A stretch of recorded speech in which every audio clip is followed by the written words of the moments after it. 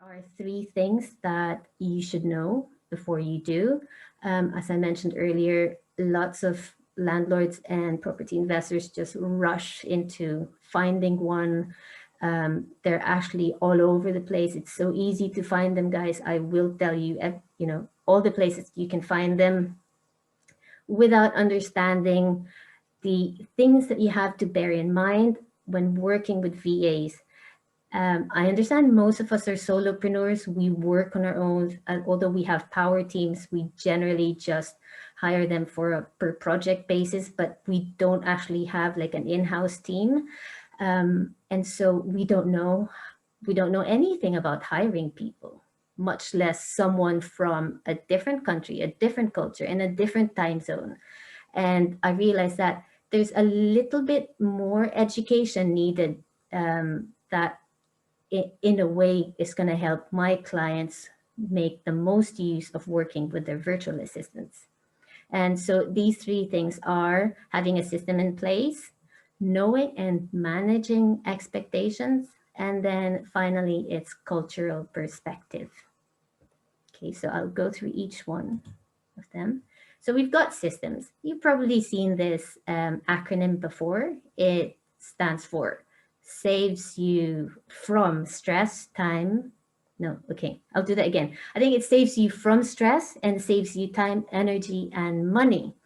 And nothing can be more true when you're working with a virtual assistant. The systems that you need at the very least from the start. I'm not talking about the complicated system, guys.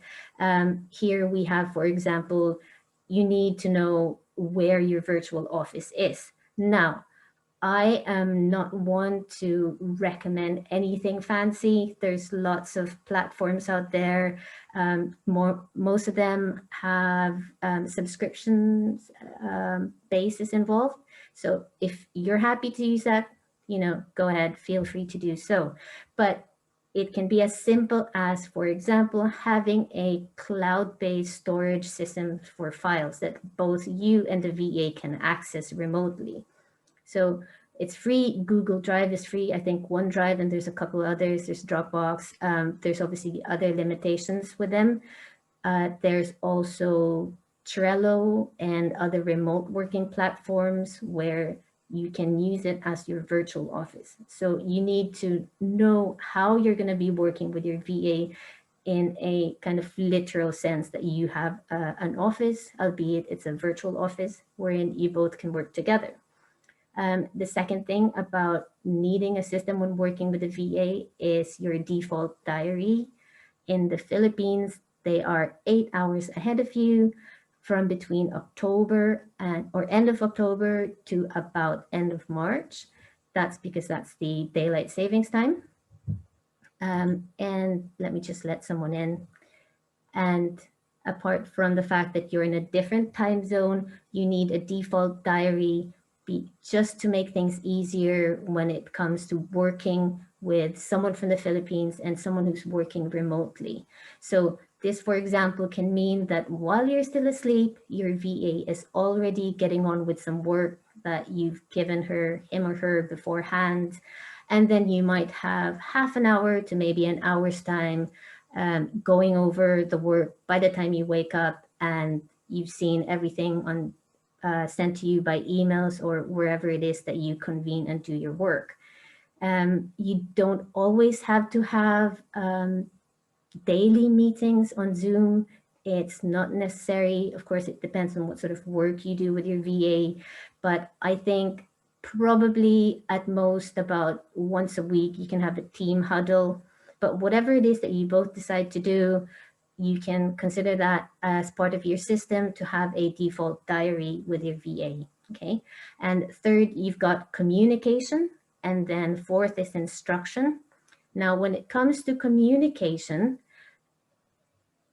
what happens with Filipinos is that they tend not to speak up so much. It's a cultural thing wherein if you give them work, they'll say yes, they'll take it, they'll do it. If you give them more work because they did a great job at the first instance, they won't say no, they'll still do it. Now, what you need to understand is that just because they're not saying or talking does not mean that everything's okay. So what I recommend that all businesses do when hiring a VA from the Philippines is that you make communication not not requiring for the VA to have assertiveness or to get over her shyness, for example. Make it a standard operating procedure as part of working for you. Okay. So there's no need to find courage or to find the guts to to speak up, for example. Um, Consider that as, for example, part of the default diary that you have a, weekly LBs and NTs, for example. LBs and NTs stand for like best and next time. So like best could be when you're working out feedback on work that your VA has delivered. So that's a way of making it an SOP rather than something that the VA needs to find in himself or herself, courage and confidence to speak up and approach you for. Okay. Finally, you've got instruction. So when it comes to working with your VA, it helps so that you make use of her time or his time more efficiently. You are, after all, paying for their time. It helps that you've got instructions in a systemized way. Now, this is why I'm doing this webinar, because the second goal of tonight's webinar is that I I give you a way for the VA to help you find off-market property deals in a systemized way with very minimal instructions involved. Okay, so we'll go through each one again a little bit more in detail. Okay. So, like I said, people rush into hiring a virtual assistant. When I started my VA business, I did not immediately recognize this as a potential pitfall where people can trip and not make use of their VA effectively. So basically, people think that it's so easy to hire VA, and then they start working for you, and then the problems come up. Okay. So okay, if you are a small business or you're running as a solopreneur, you don't really have any idea how bigger companies do their hiring and recruitment. Bigger companies have departments, for example, but you're just on your own, and you may not be as organized as you'd like. It's a case of, when you hire a cleaner to come into your house to clean, you kind of tidy it up a little bit before they come in. So it's a little bit like that. You feel a little bit embarrassed that you're taking on a VA, but you're not exactly organized. So that's fine. There are other VA businesses out there that absolutely insist you must have like strict systems in place and everything spick and span, and you're ready to take on a VA. I think realistically, we might wait like 6 months before things are organized, and we can't really do that while we're running a business. And that's the reason why your business is looking a little bit neglected in the admin side, and that's why you're looking to find a VA to kind of take over some of those things. So I think I'm more realistic in saying, even if you are not organized and without any systems in place, have or know at least one immediate systemized task that you can delegate to the VA with minimal instructions. Whether it's, for example, can you take over my social media page today, day one when you hire the VA. And it could be as simple as engaging with the posts that are coming in, or posting on social media, or duplicating all the posts from one platform onto all the other social media websites. um, I think you'll agree with me how much time even that task takes. And that will come with minimal instructions. Okay. And then you can gradually comb through more and more business activities and processes to then systemize. Okay. The other great tip that you can use is, while she's at it or he's at it, your VA, get him or her to document and create the systems for these other business activities and business processes. So literally, even the systemization can be delegated to the VA. So start with one task and branch out and include more tasks in there. And then finally, you have a business that's nice and neat and running smoothly, which you can, delegate to a VA. Okay. And also the good thing about that is if you need to replace one VA with another VA, then a system of instructions and delegation is already in place. And isn't that the whole, in a way, goal, not goal, but isn't that what we'd like for a business to be?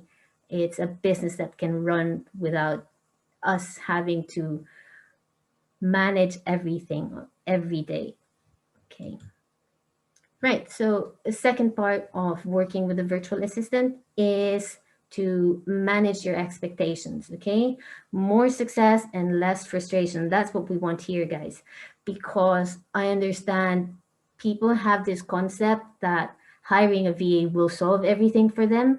But in fact, like hiring any kind of employee, not just a virtual employee, but any kind of team member that you add or staff, you are just multiplying whatever problems you already had to begin with if you're not managing your expectations. And what do I mean by this? I mean that you delegate the wrong responsibility to the VA will likely lead to failure or not achieving what you want to achieve.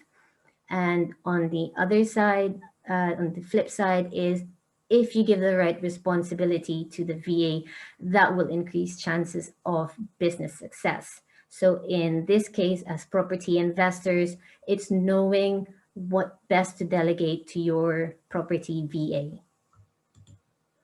Okay, so we've all heard about the Pareto Principle. In the next slide, there's more of a definition of it. So with regards to managing your expectations, the Pareto principle with and lead generation in this instance is basically knowing what kind of work to delegate to the VA and what how we can apply the Pareto principle here is just one second. We basically want to be delegating 80% to the VA.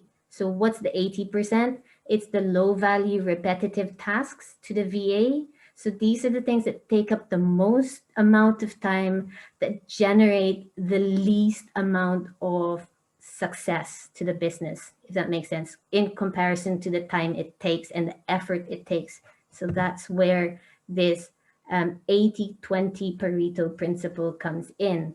So as we can see here from this lovely graph, there's 80%, the blue shade, which is not important, okay? So lots of admin tasks, lots of data scraping, data entry.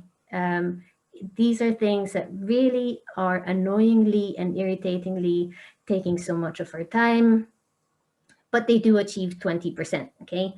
And on the flip side, we've got 20% of effort, okay? And that achieves 80%. So as I mentioned earlier, it's knowing what to delegate to the VA to achieve business success. And what I want to emphasize here is that when you delegate, you mustn't equate that to transferring of responsibility. Okay. I have I've heard stories, for example, where the VA was given the responsibility to close deals. That's not going to work because, first of all, Filipinos, while they can speak English, we have an accent that's foreign to someone who is more comfortable listening to a British accent. So you don't want this isn't about racism. You just don't want that kind of objection to begin with, especially if it's a phone call and that kind of closing of deals. And secondly, you paid thousands to learn what you know now, with property investing, whereas a virtual assistant, I provide my training to them, and I introduce them to basic concepts of property investing. It's a thing that they will understand what you're asking from them as a task to be delegated to, but not as a concept that then they can take action on it and be effective in solving a problem that someone who's motivated to sell might have. Okay.